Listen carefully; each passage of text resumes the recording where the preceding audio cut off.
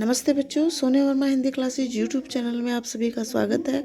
और आज मैं आपके साथ डॉक्टर नगेंद्र के इतिहास ग्रंथ से संग्रहित आधुनिक काल के महत्वपूर्ण प्रश्नों की प्रश्नावली 50 साझा करूंगी। तो चलिए वीडियो को आरंभ करते हैं। आज की प्रश्नावली 1549 नंबर के प्रश्न से मैं आरंभ कर रही हूँ। और प्रश्न बनता है, किसकी कहानियों को ट्यूमर या ब्रेन ट्यूमर कहानियाँ कहा जाता है? तो श्री निर्मल वर्मा की कहानियों को हिंदी साहित्य जगत में ट्यूमर या ब्रेन ट्यूमर टाइप की कहानी कहा जाता है।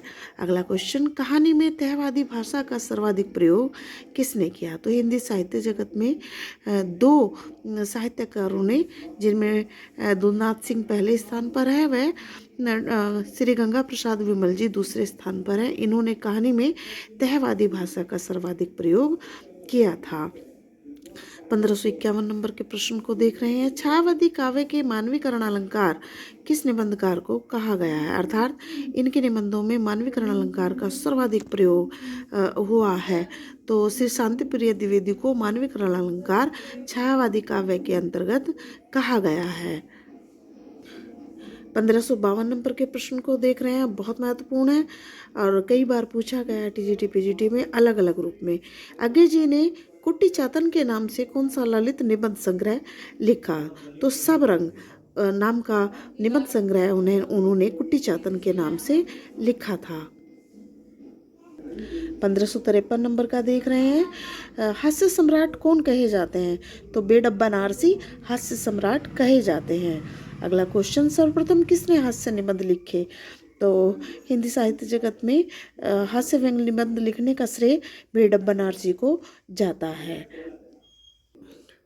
हिंदी में संस्मरण रेखा चित्र लेखन के प्रवर्तक कौन माने जाते हैं? बहुत महत्वपूर्ण प्रश्न है। तो श्री पदम सिंह शर्मा जी हिंदी साहित्य जगत में संस्मरण रेखा चित्र लेखन के प्रवर्तक माने जाते हैं। सर्वप्रथम किसने रामचंद्र शुक्ल की सीमाओं को उद्घाटित किया आलोचना के क्षेत्र में, कि उन्होंने किस सीमा तक जाकर आलोचना की?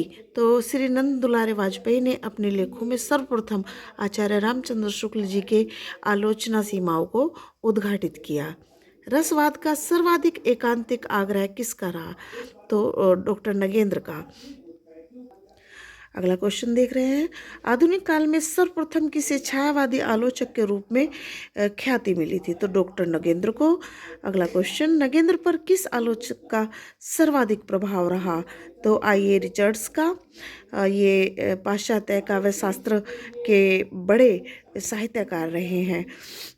अगला क्वेश्चन देख रहे हैं 1560 नंबर का, पूर्व व पश्चिम के काव्य शास्त्रों का हिंदी अनुवाद करने में सर्वाधिक योगदान हिंदी साहित्य जगत में किसका रहा है? तो डॉक्टर नगेंद्र ने पूर्व और पश्चिम के काव्य शास्त्रों के सभी काव्यांगों का निरूपण हिंदी में अनुवाद किए और इसमें इन्होंने विशेष रूप से हिंदी साहित्य जगत को एक तरीके से कहना चाहिए बड़ा लाभ प्रदान किया।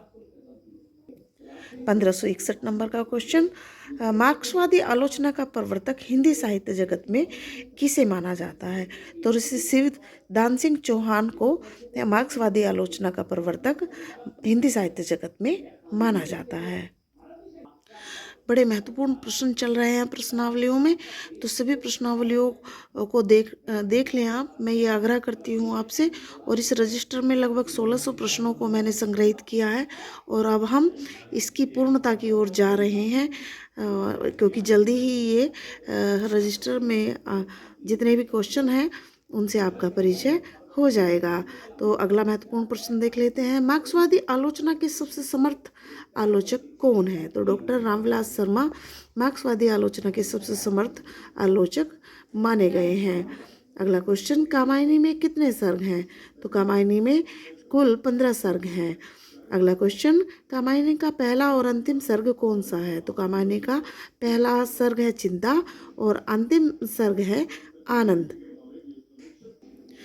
1565 नंबर अत्यंत महत्वपूर्ण, क्योंकि कामायनी के किसी भी सर्ग का नंबर देकर उसका नाम पूछ लिया जाता है। तो यहाँ पर कामायनी के 15 सर्गों का मैंने सारा का सारा लिख दिया है, 15 के 15 सर्गों को, और आपको याद कर लेनी चाहिए। और 1566 नंबर के क्वेश्चन को देख रहे हैं, हिंदी का प्रथम दुखांतक नाटक कौन सा है? तो श्रीनिवास दास कृत रणधीर प्रेम मोहिनी हिंदी का प्रथम दुखांत नाटक माना जाता है। हालावाद का नाम जवानी का काव्य किसने सुझाया था? तो श्री विजय देव नारायण शाही ने हालावाद का नाम या नवीन नाम जवानी का काव्य सुझाया था। और प्रश्नावली 50 का अंतिम प्रश्न है 1568 नंबर का। हालावाद पर सर्वप्रथम किसने अपने विचार रखे थे? तो इसका उत्तर होगा डॉक्टर विजय देव नारायण शाही जी ने हालावाद पर सर्वप्रथम अपने विचार रखे थे। आशा करती हूँ आज की प्रश्नावली के क्वेश्चंस आपको बड़े लाभदायक होंगे और आपको बिल्कुल एक नवीन क्वेश्चनों से मैंने परिचय कराने का प्रयास किया है। और यदि आपको ये प्रश्नावली पसंद आए तो वीडियो को लाइक ज़रूर कीजिए, शेयर कीजिए और चैनल को सब्सक्राइब ज़रूर कीजिए। ऐसे ही नवीन प्रश्नों से मैं आपको कल अवगत कराऊंगी। तब तक के लिए नमस्ते, धन्यवाद।